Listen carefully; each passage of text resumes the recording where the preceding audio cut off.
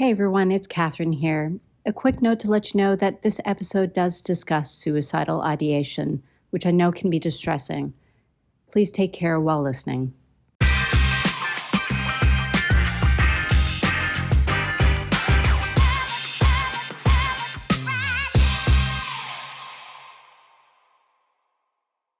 Hello and welcome to another episode of Secrets in the City. I'm your host, Dr. Katherine Isco, and let me tell you, do I have an episode for you. To introduce this incredible guy, I want to go back about 10 years. I was just dating my partner. I think we were like 2-3 months or something like that. And my partner was talking about this couple that he knows, John and Nolene, talking like, oh my God, they're so amazing. They've done this and that, and like just pedestal-tastic. And I literally was shitting my pants because I was thinking, I need to impress you. And I remember when I met you in Knowles, it was like I'd known you for 10 years. This is a guy that you will find out in the next hour that you can meet this guy on the street and he will give you the clothes off his back. You're just a wonderful guy. I think you have so much depth to you. And I don't know if you get an opportunity to share it as much as I think people would like you to, because you have such an incredible story. So John, welcome to the podcast. Okay, thanks for having me. I always start by asking, if you were to describe what you do to a 6-year-old, how would you do that? I make people happy. How? By giving them something to enjoy whilst they forget about the world they live in through entertainment. So dealing with rock stars, and they take people away for a couple of hours. They really do. You know what's funny? I've been listening to the Beastie Boys a lot in the morning. Do you remember the Beastie Boys? Yeah. And it really transports me back into high school. That's how I transport myself into a totally different world. But you've been in this industry for how long? For 46 years, actually. I started playing drums when I was 3, so 46 years ago. Long time. My God. And you've seen it all? I've seen a lot. I don't know if I've seen it all, but I've definitely seen a lot. Definitely. And I mean, I remember stalking you I think a few years ago online, and you've worked with incredible artists. Yeah, I mean, the pinnacle was working with the Rolling Stones in London and New York. I didn't know that. Yeah, on their 50th anniversary tour back in 2012. And the other part of that, which I'm sure we'll get to during this catch up, is it was the toughest time of my life. So on one hand, here I am professionally at a height that I would never, ever have imagined, and mentally and emotionally I was at a low that I would never have thought I would get to. So I had this conundrum of emotion going on for the back end of 2012, which was pretty challenging. Is the secret that you selected somewhat related to what you're going to be sharing during the Rolling Stones? Yeah, I mean, yes. As a cancer survivor, it definitely messes with your head. I'm not sure if I'm allowed to swear, so I won't swear. No, oh my God, absolutely. It fucks with your head. So, and that's both ways. It lifts you up and it brings you down. And at that point, it was certainly 5 years after being diagnosed, it was certainly an interesting time, both professionally and personally. So what secret did you select that jumped out at you? It was about when am I going to die is kind of the downside of being diagnosed with cancer, but the upside is every day is a miracle. So when you let it get the better of you, there's certainly a part of you that wonders whether that's ever going to come back again. It's at such an early age to have to face something like that, and probably prime your life too. I was 33 at the time. It certainly messes you about. So at the back of my mind, I'm always, if I get a little, there was a situation, I was in Broome a few years ago and I had a lump on my head and I thought it was a brain tumour, and it ended up being not a brain tumour. So yeah, from that point of view, you just freak out. So that's probably the secret I try to hide from those around me, because you don't want people thinking that, when am I going to die? I certainly live like I'm never going to die, but when life gets the better of you, certainly, it kind of rears its ugly head. Yeah. So take us back to we'll call it the Rolling Stones. The Rolling Stones, yeah. So basically so when I got diagnosed in 2007, I was in hospital and saw a little girl come into the lift with me, and at that point I asked, what is it that a child of that age does in hospital? I'm an adult and I can read, I can get on a computer, I can buy time, but what is it that these kids do? The nurses are their friends, the hospital corridors is the playground. And as you said earlier, you know, I'm all about giving. I'm programmed to give rather than receive. So at that point, I thought to myself, what is it that I can do for these kids? And so the only thing I have is music. That's the one thing I know. So I thought I could give them music to distract them from what they were going through. So back then, I started a charity called Strike a Chord for Cancer, and you know, we set out to help others, completely blinded by the want to help. I kind of did whatever it took, and ended up on a plane, went to New York and met with Virgin Management to bring Sir Richard Branson to Perth to launch the charity, which seemed like a crazy idea at the time, but we did it. And then while he was here, we pitched this idea about becoming a disruptor in the promoter world, which then became a company called Virgin Live, which then became the Rolling Stones. So, I had no idea about this. oh really? I've known you for like Yeah. March 2010, we had a big launch, and it turns out that Richard makes himself available. I think it was 10 days a year for charity. So he got himself here, paid for himself to get here. He did it for free. We made a donation to Virgin Unite. And he did this full day of events for all kinds of people in Perth, mining companies, a finance company. We had a big party, breakfast with local radio stations. So, so we had this incredible day. And this is kind of where 2012 kind of collided for me, that we had the charity Strike a Chord for Cancer, which then became Strike a Chord, because we had more money than we could give instruments to for kids with cancer. So we just dropped the cancer part and became Strike a Chord. So we helped all disadvantaged kids through musical instruments and lessons and concert tickets and just anything to do with music, what we could do. And then someone decided that they wanted to have a go at me, and I ended up in the paper and got accused of stealing a fair bit of money, and went through a process of having to prove my innocence, and that was 2012. So whilst I was working with the Rolling Stones in London, I've kind of got this, you know, massive cloud of integrity and honesty hanging over my head. So it was suicidal at the time. I was definitely, at a point where I wasn't sure how I was going to get through it. How did you get through it? Incredible support from my wife and those around me. There's no question about it that it's interesting who stood up when they needed to stand up, and even more interesting who ran away when I needed them to stand up. You had certain groups of friends that disappeared because they didn't want to associate themselves with someone who stole money from a charity. I remember vividly on the night of the article, we went to a good friend's house for dinner. I actually asked the question, "Are you going to ask anything about the paper today?" And the answer was, "I don't need to. I know who you are."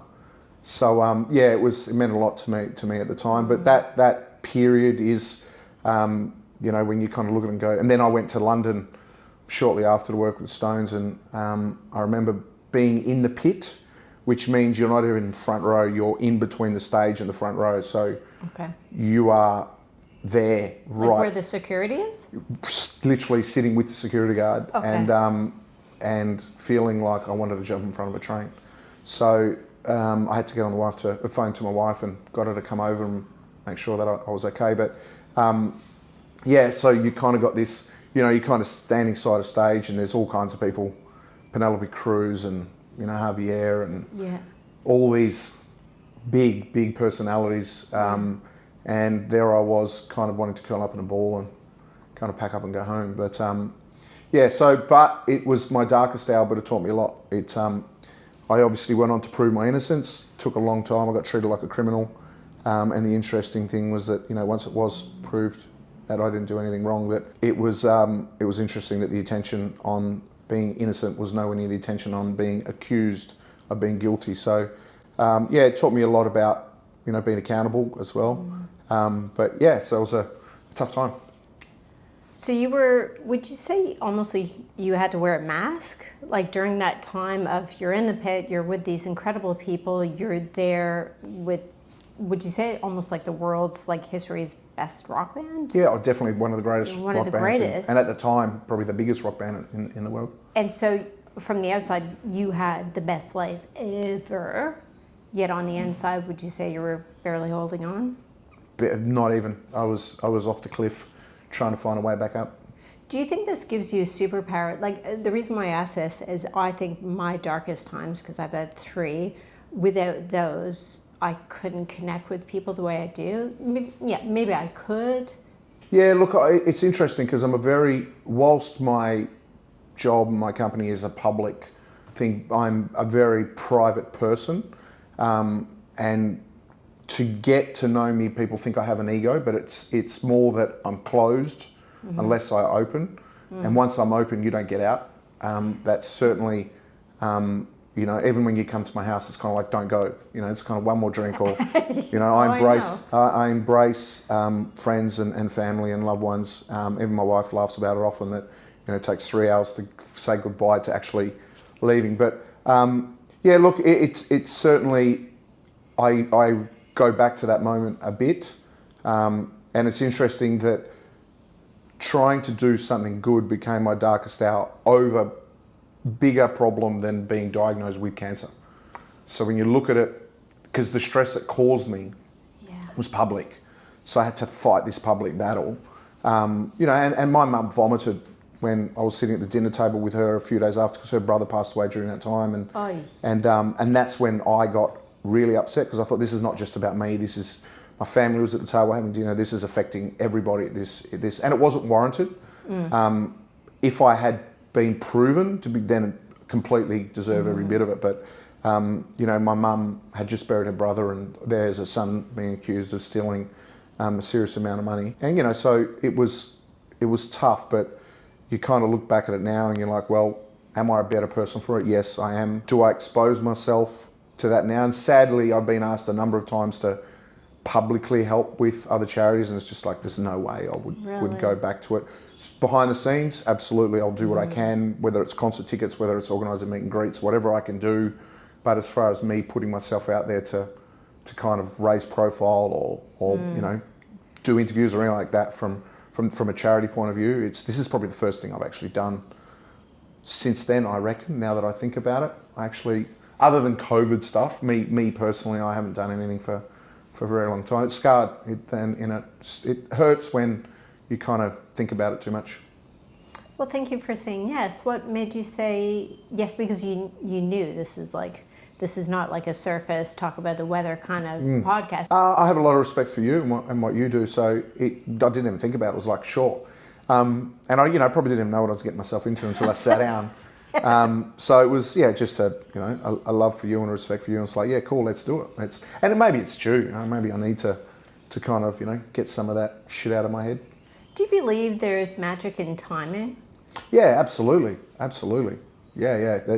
That stuff's happened too many times in my life to just think it's coincidental. It's definitely magic and timing. Do you think everything's for a reason? I believe that. Yeah? Yeah, I do. Sometimes I struggle with it. My brother passed away when he was 2 and I was 6. I can't find a reason for that. The only positive to come out of that is me and my surviving two brothers and our family are very close because we've lost a brother and my mum, obviously mum and dad lost a son. So our love for each other and our bond is tight because of that. That is one of the upsides of if you want to call it an upside, but it's certainly, most things happen for a reason, not everything. I was at this talk and this lady who fell off this sort of like high area and became a paraplegic, quadriplegic, and she was very active. And someone asked a question, do you think everything's for a reason? She said, absolutely not, because I would do anything to walk again. And that was the first time I've ever heard that. I thought, and that's why I always like to ask people, because it sort of made me question it, because you could feel like the anger. You could feel how angry she was. Yep. So. I mean, I certainly wouldn't be the person I am today if it wasn't for cancer. Cancer taught me a drive and a overcoming of objections. I got taught in the early 2000s. I used to come up with a lot of objections over things. Can you give an example? I used to be a sales rep, and we'd want to go and sell 10 books, and I'd come up with every reason why every store in the country wouldn't want to buy those 10 books. So I was, one of the top salesmen at the time at this company, and the national sales manager and one of the owners of the company pulled me up at the airport one day and just completely ripped into me about always coming up with an objection. And I got so angry. I was like, hang on, I'm like selling more shit than anyone. Yeah. And then once he started pointing it out, I kind of was like, oh yeah, right, I get this. And he's like, if you unlock this, you're going to open up. And it's interesting, I was in Melbourne 3 weeks ago, and I haven't seen him since 2007. And I went to see him to thank him, because if it wasn't for him, I probably wouldn't be alive. Because when I got diagnosed, to me, cancer was just an objection. So my instant reaction was, how am I going to overcome this? Because I'd been programmed from reading the books and seeing videotapes back then, that's how long ago it was, about how to overcome objections. And then fast forward to COVID, March 2020, when I couldn't do anything, my natural state was, how am I going to overcome this? How do I do shows when you can't? And at one point in probably February 2021, I was the only person in the world doing any sort of large scale event.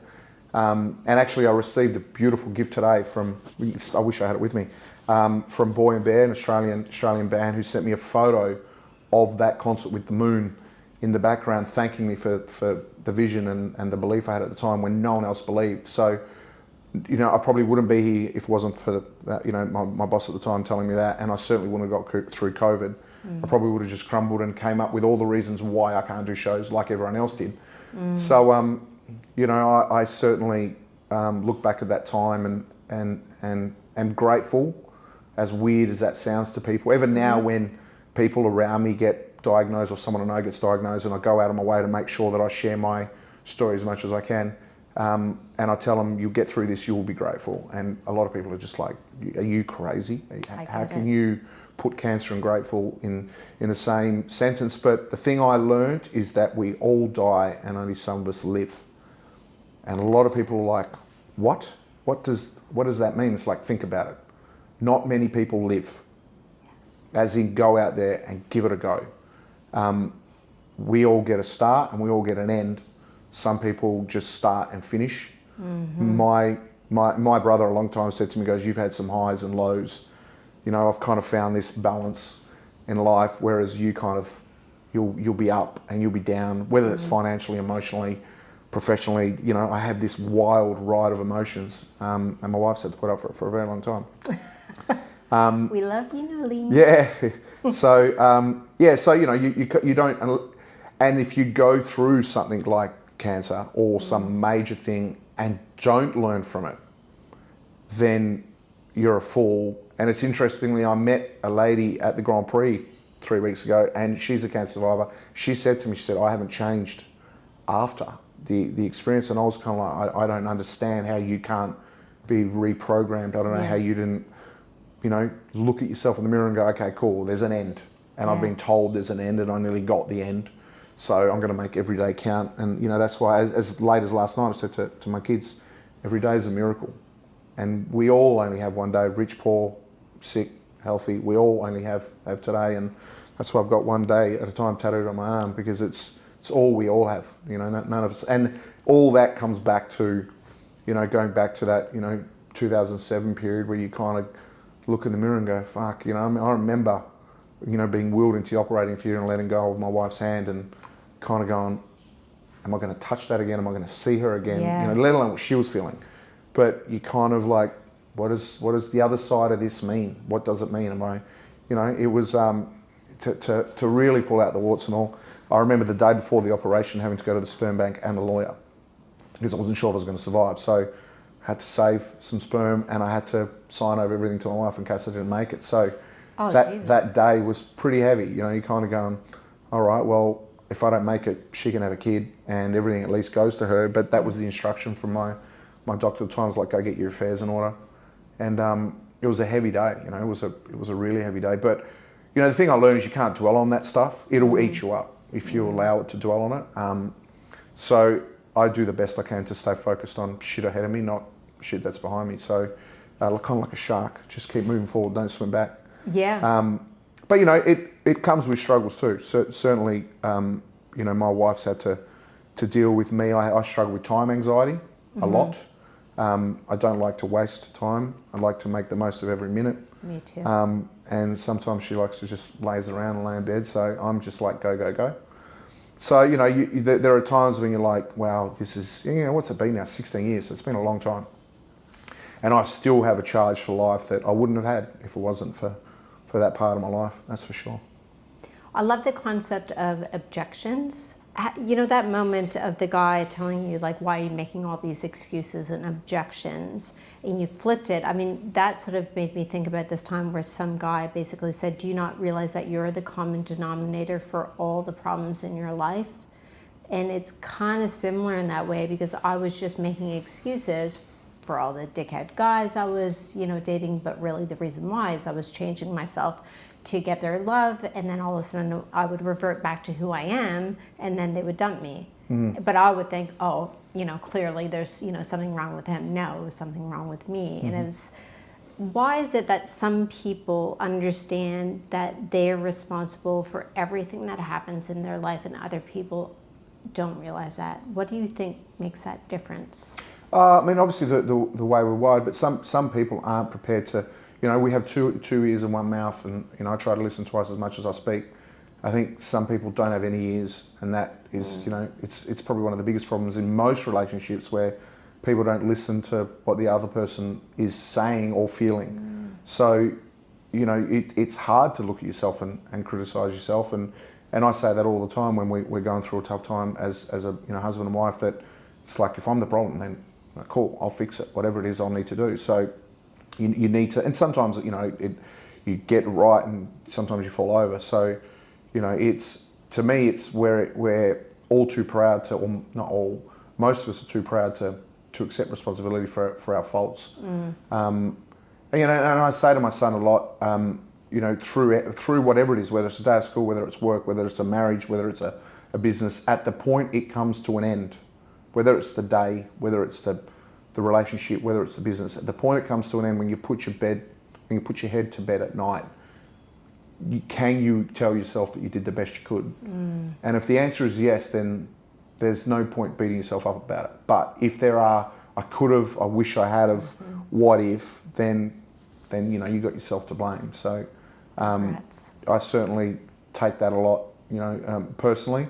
My business nearly failed a few years back, and I had to look in the mirror and go, well, this is your fault. You need to fix this. There's only one person that's going to fix this, and that was part of the 2012 problem as well at the time. So, it was this concoction of crazy emotions. But, I kind of had to put my ego aside, and it's funny. For my 40th birthday, I had a dream board with a white Maserati. And on my 40th birthday, I borrowed my niece's car to drive to work, because I couldn't afford a car at the time. So you kind of go, how are you supposed to process that? I look back at, not that a Maserati means anything, it's just a target and just a reward. But, I kind of look back at that and go, you couldn't be further from owning a Maserati to not even having a car. But it was a good kick in the ass. It was a great kick in the ass. So, and none of that stuff means anything. I see that stuff as a reward, not as a look how good I am. But it's certainly interesting when you hit those kind of lows, and you got to look and go, well, this is me. This is my fault. I'm going to wear this. And probably to the same point, I think when people do well, some people maybe don't celebrate it enough. You've achieved, so reward yourself, whatever that is, family holiday, time off, whatever it is, to kind of give yourself the reward. I ask myself a lot about those luxury items in life. Is it about the impression or about the reward? And for me, it's the reward, not the impression. That's for sure. Oh my God, if anyone were to meet you, you are the opposite of pretentious. I mean, I don't even think you could even act pretentious. It's just not in your nature. Try not to be. Impossible.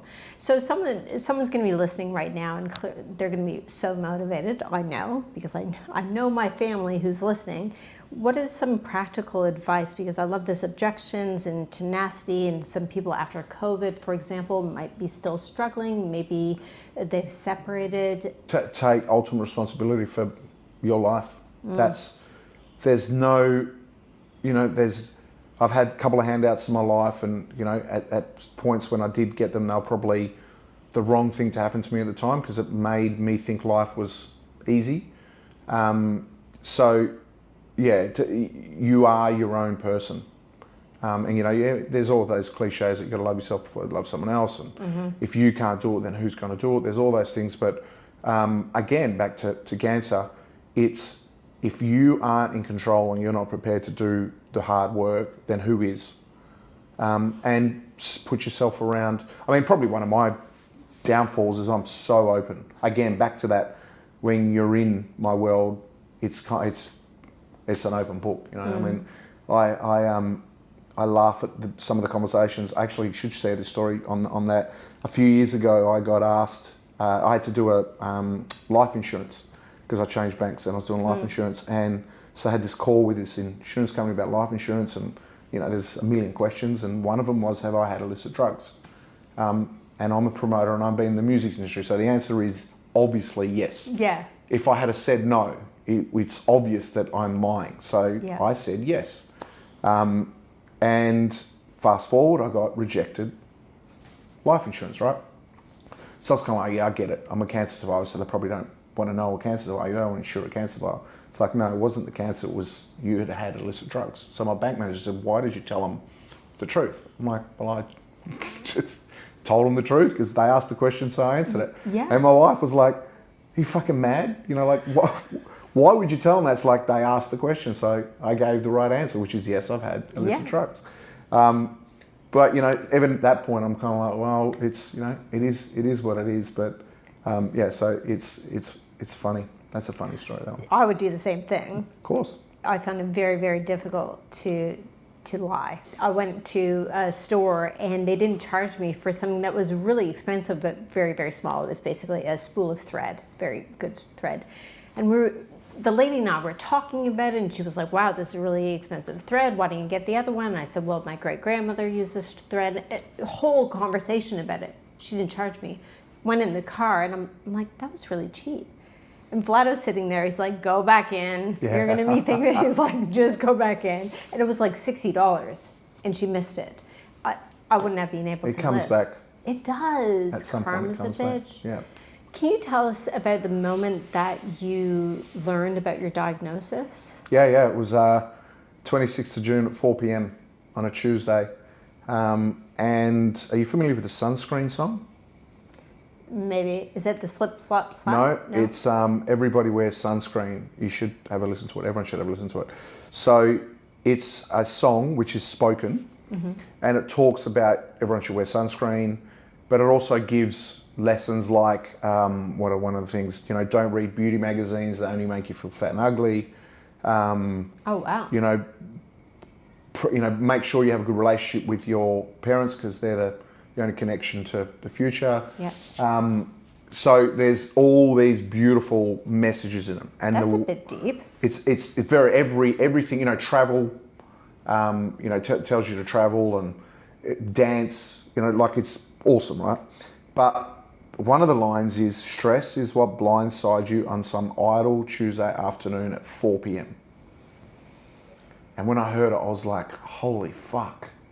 It was Tuesday and it was 4 p.m. So I remember it very well. And what? I was, at the time, my wife was a fashion agent and she was in her office, and I had just got off the phone to my doctor, and I went in and we started laughing because we were so shocked that laughter, the first reaction was kind of laughter. That's the memory I have. Yeah. And then very quickly it turned into, oh, now what? And we quickly went to see my doctor, obviously, and he wasn't going to see me the next morning, but we demanded that it was, 4 o'clock. Yeah. We demanded that we go and see him, and we had dinner we always have dinner at my mum's every week, and at that point we have dinner every Tuesday night. And we don't drink, none of us drink at my mum's. There's rarely ever a bottle of alcohol at my mum's table, and I turned up with a bottle of Irv, and kind of explained why I've got this bottle, and it was to celebrate me surviving the cancer journey, because my mum had already buried her son, and there was no way I was going to let her bury too. And back to the dark times in London and suicide, it was because of her that I didn't do anything silly, because then she would have lost 2 kids. So she was the primary reason that kept me, like, you can't do it to your mum, you can't do it to your mum, let alone everyone else. But, mum was a big part of, just keeping it together then. But so I will never forget that moment. And I certainly, when I listen to that song and I hear, stresses what blindsides you on some idle Tuesday afternoon at 4 p.m, you kind of like, sure does. That's, you don't know what you're dealing with. And, another funny story, I was in hospital for a while, and had a cousin come in who was complaining about a headache. And I had tubes in every fucking part of my body, barely could breathe. They've come to see me, but they're complaining about a headache. And I'm like, wow, this is kind of weird. Here I am fucking fighting for my life, and you've got a problem with a headache. It's, it's kind of like, wow, this is, what kind of perspective's that? You're looking at someone literally barely been able to speak, tape all over my face and tubes and shit and machines and shit everywhere, and you can just go pop a Panadol and go to sleep and wake up tomorrow and the chance that you're going to be better. So I remember that moment. I certainly remember that moment. Do you think they did that because of the perhaps perceiving things as uncomfortable, or is it just that's the kind of person I they just are? saw it self-centered. Okay. That's how at that point, it's like, shit, really? You can think about that at this point, Yeah. But that was just my, I laughed about it, and I laugh about it all these years later. But, it's kind of funny that in a moment like that, you're complaining about, it's like, fucking bring on a headache. I'll have a headache instead of what I'm going through. Yeah. But yeah. So what's on for the rest of your life then? Even though you're, in the back of your mind, every day is, could be the last day. Yeah, it's interesting. I went to my godfather's funeral a few years back, and I said to my brother, I'm going to write my own will, my own eulogy.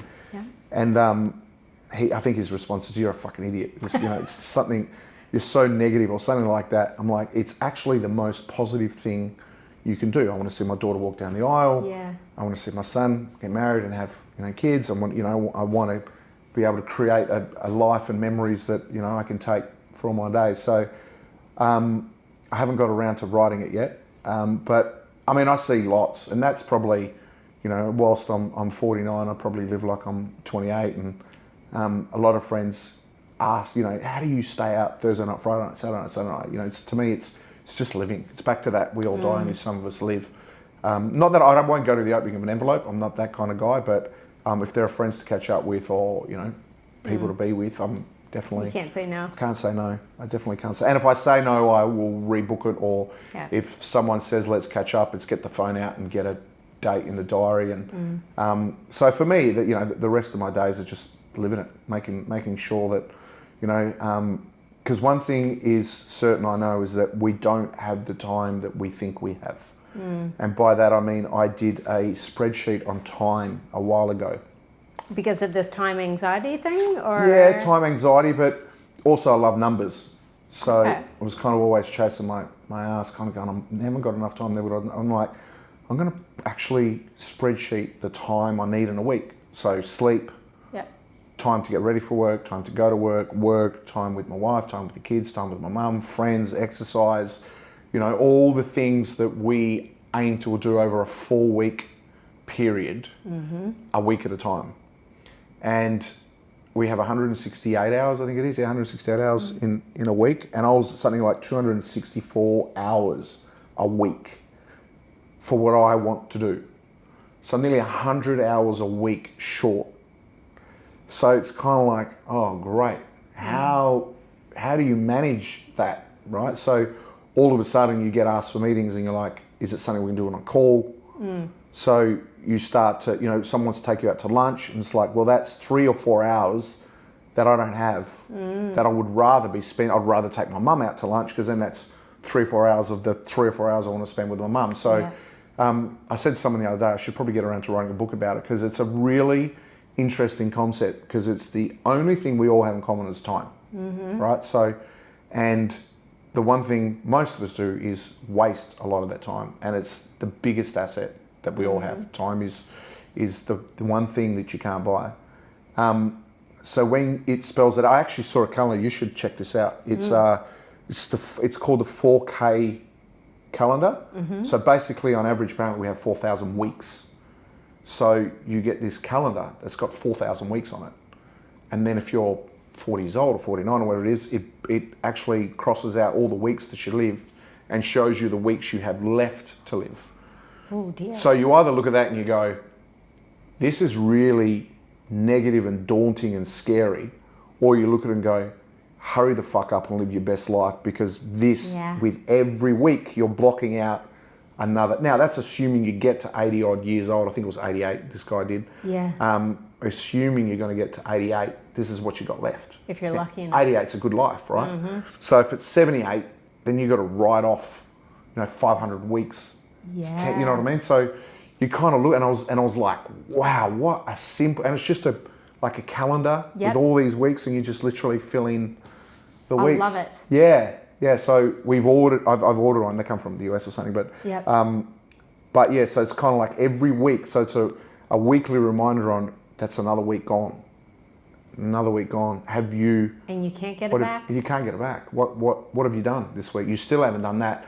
And then the cool part is the guy that was doing it, some motivational guy, was putting the dots on where his kids were going to go to college. So there was milestones in, so kind of working towards the milestones on it. So I kind of found it inspiring. I was like, that's a cool thing to kind of, it's like there's another time. It's, so it makes you wake the fuck up. And you can't deny it. Like the visual aspect and the impact of that is undeniable. Absolutely. It's pretty clear. It's funny that you mentioned time. Especially when you're over halfway. Yeah. Well, I think you're going to live until you're like 120. You're going to be one of those weird. You're going to be like George Burns. Yeah. He drank whiskey like it was water. Keith Richards. Or Keith Richards. Yeah, same sort of thing. I'm working with a lady who's incredible at extracting like who you actually are rather than who you think you are, if that's the best way to summarize it. And so I've been rewriting my bio, and one of the sentences I wrote was, based on my past, was, I felt like I was abusing my time here on earth. Yeah, good way to put it. Funny, you'd think it, but then when you write it, you're like, every day is really a gift, and you can either use it or you can abuse it.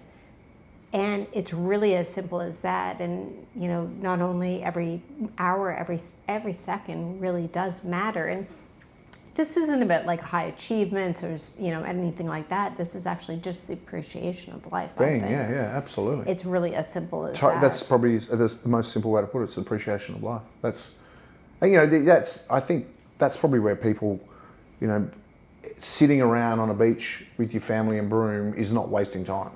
That's you, but for me, I've got to know that's what I'm doing. Because if we're kind of deciding for 2 or 3 hours that that's what we're going to do, the 2 or 3 hours is like I'm, kind of ready to jump off a cliff. Yeah, it's like come on. So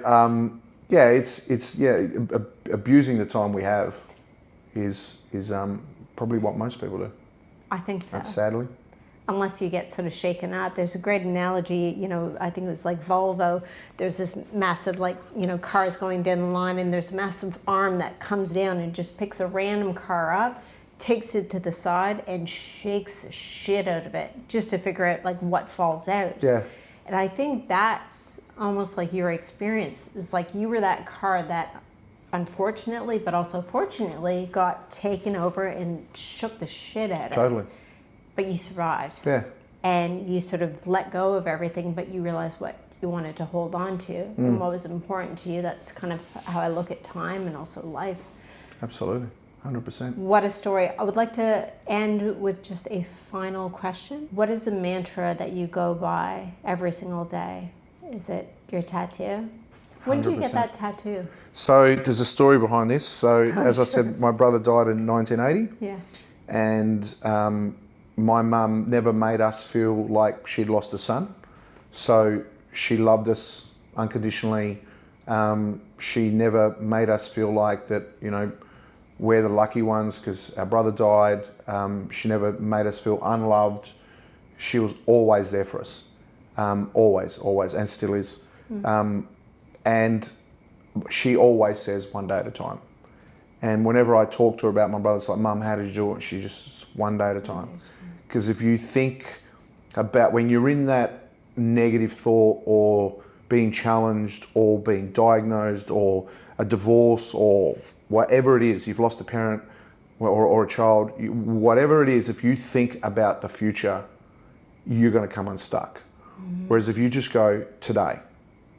So for me, this was about, it's just take one day at a time. So I got my mum to write one day, she's Italian and doesn't write very good English. So I got her to write one day at a time 10 times in her writing.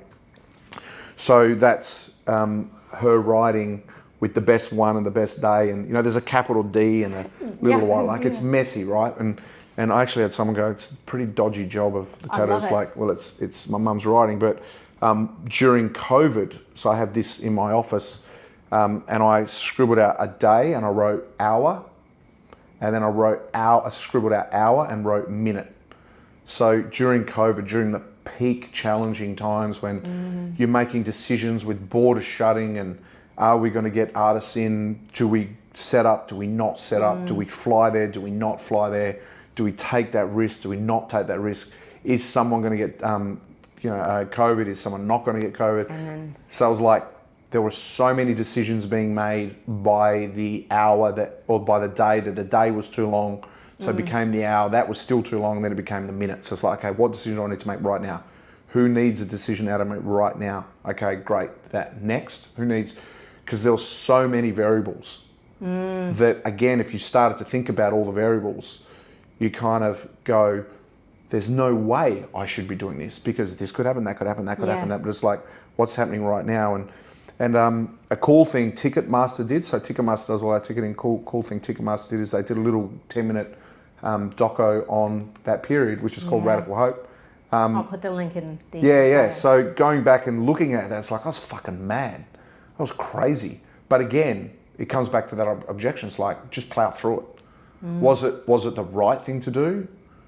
Yes, now, but at the time, I could have lost everything. Crazy amount of risk taking on those kind of decisions. So the mantra is definitely one day at a time, because that's all we kind of all have, is that. More than that, we don't have. I got to ask you this. I know I said it was the last question, but I got to ask. So you're working 1 minute at a time. What happens if you make a mistake? How do you avoid the guilt, shame, anger, frustration of that? Or do you?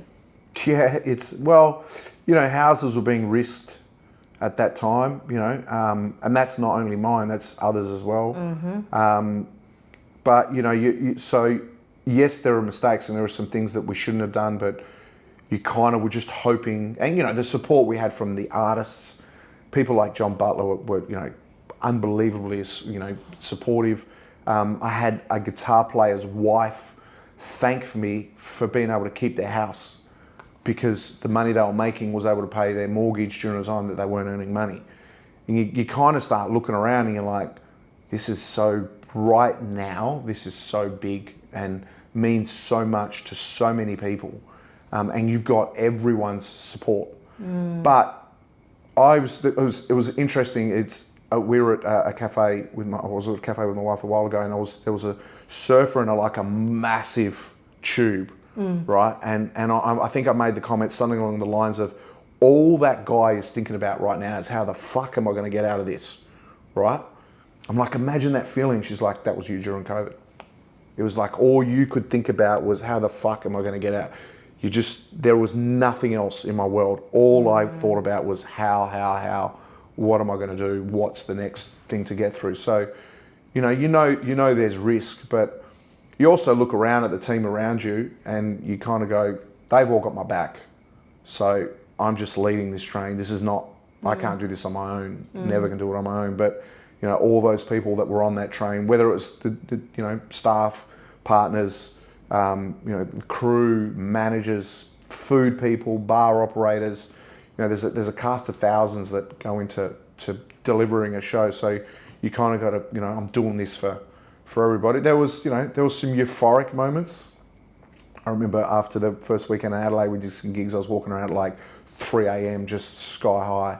Wife screaming at me, it's like, go back to the room, you're on your own, who knows? And I met some dudes and randomly talking to them. And so, I mean, now I look back and I laugh and, you know, kind of proud of what we achieved collectively. But I think if someone had actually stopped me at that point and went, do you understand the risks and the trouble you could put yourself in? If, you know, because you could get shut down, literally, there's a case, we can't, you know, so, but you're just blinded by the overcoming objection. Just don't, you know, unless it's there, don't fear it, just keep playing through it. So, yeah, it comes back to that being diagnosed period again, you know, everything kind of now, you know, it's before cancer and after cancer for me. And now there's kind of before COVID and after COVID. It's the same kind of movement, you know, it's certainly reprograms you. There's a solution to every problem is what I'm hearing. Yeah, there is. You just got to find it. It's hard to find, but you know, it's for most problems there's a solution. You're so easily lovable. Thank you. And probably why you have such a great team behind you. You know, I think you're a wonderful leader to follow. So I feel even more grateful that I've taken time away from your mom. Please. This wasn't in my spreadsheet. John, I could, as you know, speak to you forever. And this has been, I will hands down say, the most motivational podcast I've ever done. Thank you. It's been an absolute pleasure. Thank you. Good to chat. Thanks. Thank you. Until next time, guys, remember that every day is not only your chance to shine, but really fucking live. Yep. Thanks for watching and listening.